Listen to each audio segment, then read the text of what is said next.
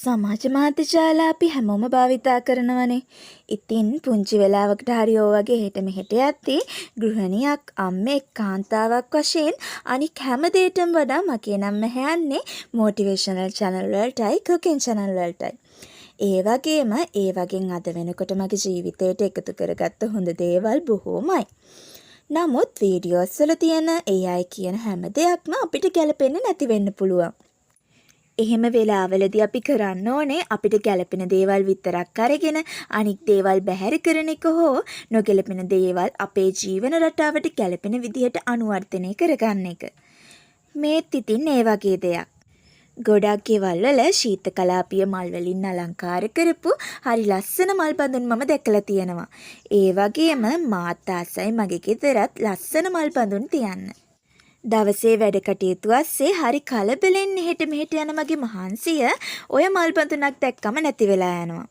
මං හිතනවා බහුතරයක් ගෑනු ළමයි මං වගේ ඇති කියලා. ඉතින් අද දවස වෙනකොට ඔය ශීතකලාපීය අලංකාර මල් පුකුරක් සෑහෙන්න මිලාදිකයි. මම මේ කතාව කියන්න යන්නේ එහාමින් අතමිට මුදල් තියන අයට නන් නෙවෙයි. මාසෙට රුපියල් 50000කට 60000කට අඩු මුදලක් උපයන අයටයි රැකියාවක් නොකර ගෙදර ඉන්න අපේ බිරින්දෑවරුන්ටයි. මේකෙන් හොඳ ඔයාට ගැළපෙන දේවල් විතරක් අරගෙන අනික් දේවල් බැහැර කරන්න කියලා කරුණාවෙන් ඉල්ලනවා. ඉතින් අපේ ගෙවල් ලස්සන කරගන්න ඔය මිලාදික මල් මොනේද? අපොයි නෑ.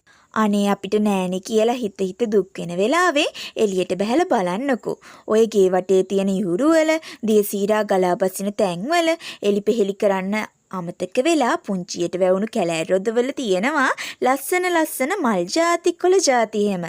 ඕවගේ මිටක් කඩාගෙන ඇවිල්ලා මුළු තැන්ගෙන් ඉවතලන පුංචි බෝතලයකට දාලා බලන්නකෝ ලස්සන.